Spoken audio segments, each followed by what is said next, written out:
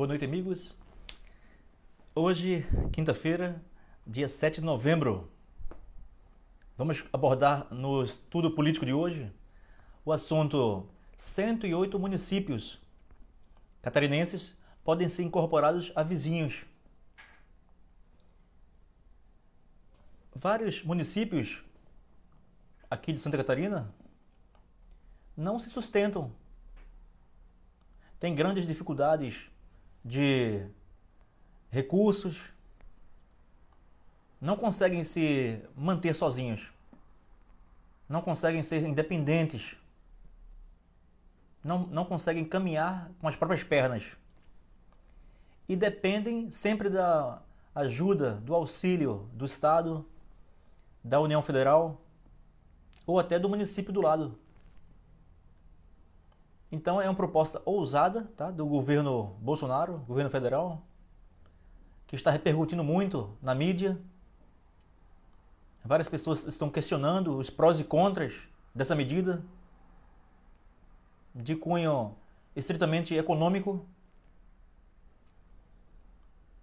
Então, 108 municípios até 5.000 habitantes de Santa Catarina podem deixar de existir e serem incorporados. É aquele município pequeno, aquele município de pequeno porte, que não tem condições, fôlego político, fôlego financeiro, o cacife financeiro, para poder se manter, pagar suas contas, ficam insolventes, inadimplentes. Então eu olho com bons olhos essa medida. Eu olho com bons olhos, por quê? Infelizmente é triste a parte do nome da cidade, né? Se acabar e incorporar do lado. É igual um time de futebol. Todo mundo tem seu time de futebol e não quer ver o seu time associado a outro nome. Então essa fusão de municípios não é fácil, não é algo fácil. Tem que estar de acordo com o Tribunal de Contas do Estado, para que realmente constate que o município pode ser fundido com outro. Quando eu era criança, o nome da minha rua lá era Rua Santa Maria. Uma rua bonita, o nome da rua, Rua Santa Maria. De repente, ao longo do tempo, a rua mudou o nome. Então, a Rua Cirilino Afonso de Melo. Então, olha aí, mudou totalmente o nome da rua. Não sei por que isso aconteceu. As pessoas resistem no começo, mas depois tem mais pró do que contra a fusão dos municípios ali. Então a mudança ocorrerá em municípios onde a arrecadação própria é menor do que 10% da receita total.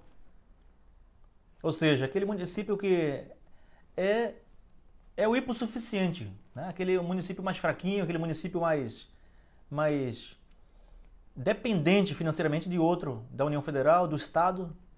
Então eu vejo com bons olhos. É igual comparando com um filho que sai de casa e quer ser independente, mas não consegue abrir mão do auxílio financeiro dos pais. Sempre pedindo uma mesada para o pai, para a mãe. Ele não consegue se manter sozinho. É mais ou menos isso. Um município que quer se manter sozinho, quer ser independente, mas não consegue. Então é uma excelente comparação ali dessa questão da fusão de municípios. O filho tem que ir para o mundo quando ele está pronto, está apto, de modo a se manter, de modo a caminhar com as próprias pernas e não ficar pedindo socorro constantemente para os pais. Aí sim ele atingiu a maturidade, a maioridade, onde ele pode ser plenamente capaz.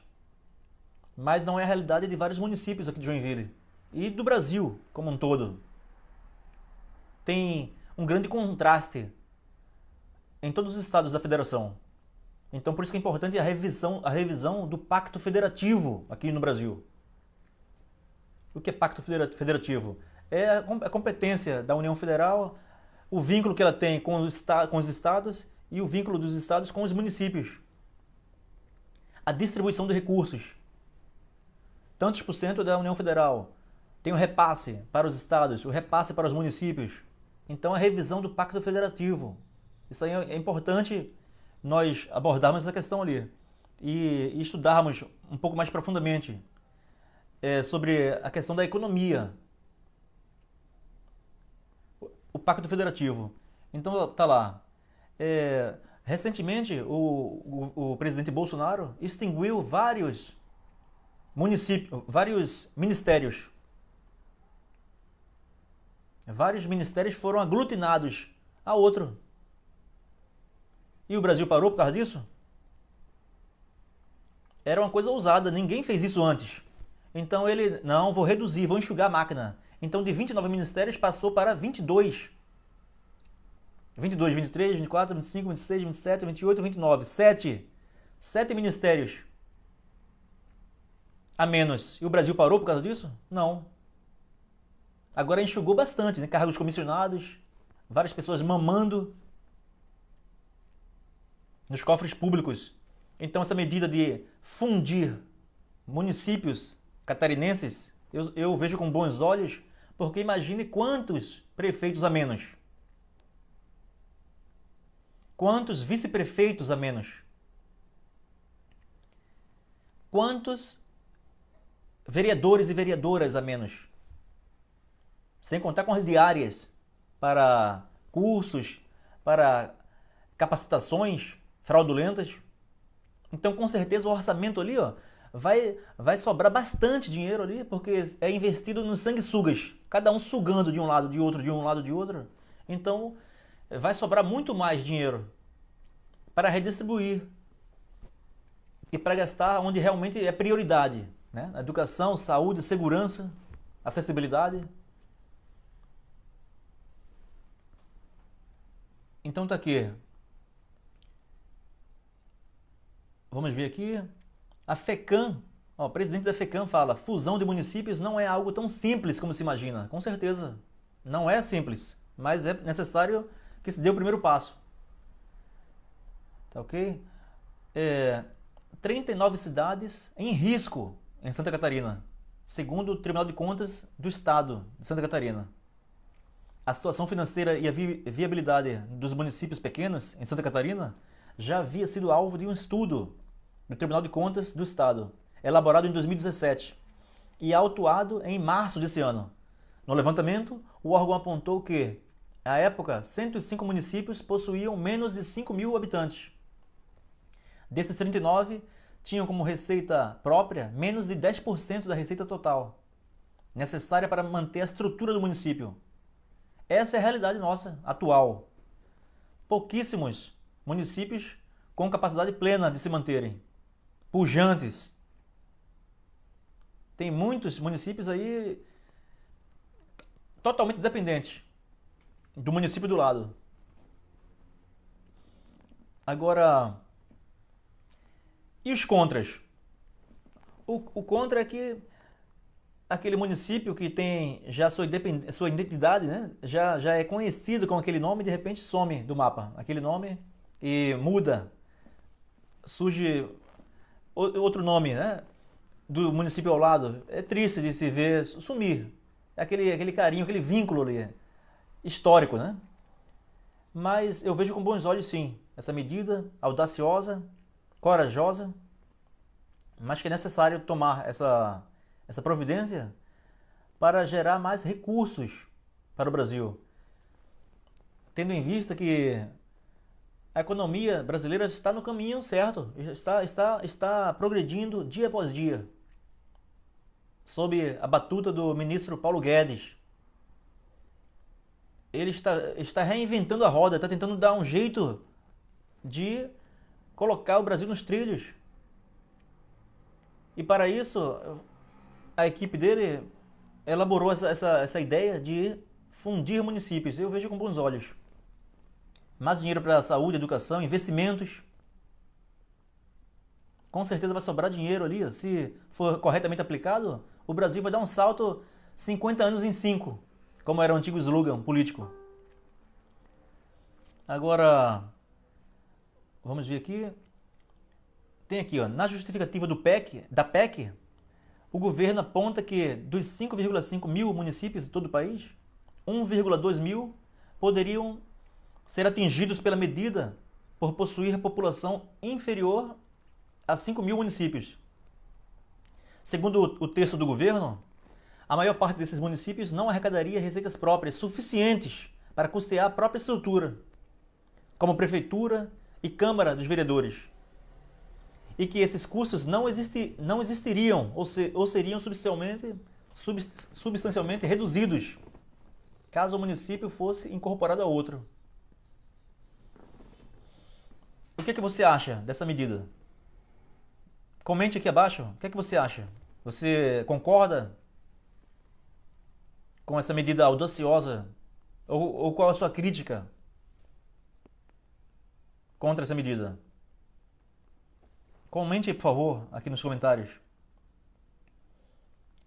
Em Santa Catarina, o estado tem 106 municípios, com menos de 5 mil habitantes, conforme a última estimativa populacional do IBGE, divulgada em agosto desse ano.